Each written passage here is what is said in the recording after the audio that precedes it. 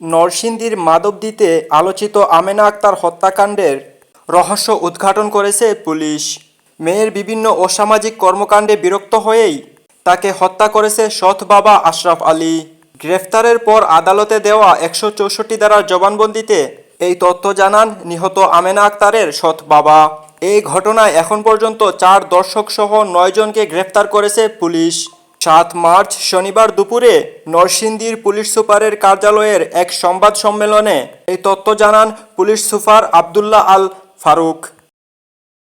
আমাদের গোয়েন্দা তথ্যের ভিত্তিতে আমরা বিভিন্ন তথ্যপাত্র পেতে থাকি।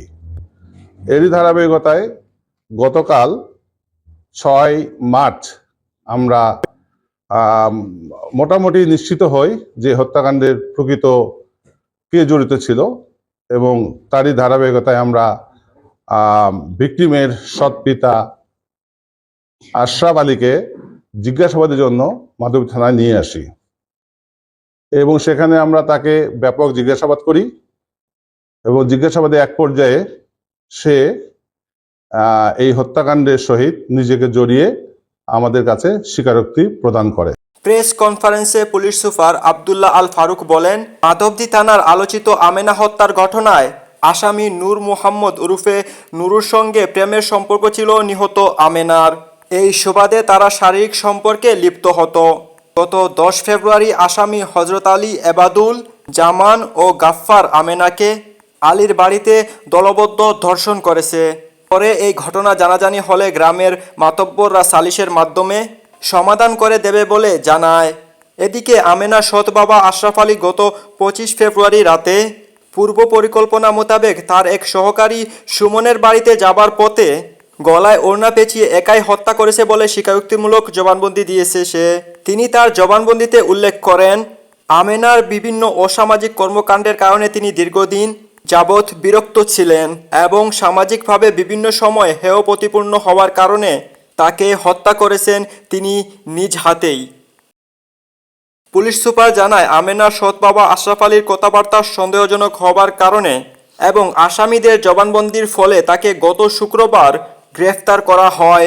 পরে আদালতে সুপর্দের পর সে তার সৎ মেয়েকে হত্যার দায় স্বীকার করে 164 ধারার জবানবন্দি প্রদান করেন আদালতে। এই ঘটনায় প্রেমিক নূর মোহাম্মদ ওরফে নূরকে মাওনা, গাজীপুর ও আরেক অভিযুক্ত আলীকে গৌরীপুর, ময়মনসিংহ থেকে ইতিপূর্বে গ্রেফতার করেছে নরসিংদী জেলা পুলিশ। আলোচিত এই ঘটনায় 4 দর্শক সহ মোট 9 জনকে গ্রেফতার করা হয়েছে। তাকে বিজ্ঞ আদালতে সোপর্দ করি।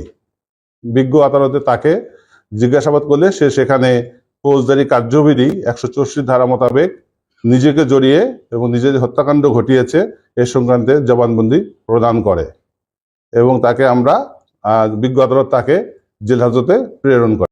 26 ফেব্রুয়ারি বৃহস্পতিবার সকালে মহিষাসুরা ইউনিয়নের কৌতালীচর দারিয়াকান্দির একটি সরিষা ক্ষেত থেকে আমেনার মরদেহ উদ্ধার করা হয়। এ সময় আমেনার সৎ বাবা জানায়, ধর্ষণের বিচার চাওয়ায় 25 ফেব্রুয়ারি বুধবার রাতে বকাটে চক্রটি আমেনাকে তার বাবার হাত থেকে ছিনিয়ে নিয়ে যায়। পরে তাকে পুনরায় গণধর্ষণের পর নির্মমভাবে হত্যা করে। দর্শক, আপনারা দেখছিলেন আজকের ভিউ। আপনাদের সাথে ছিলাম আমি কামরুল হাসান চৌধুরী।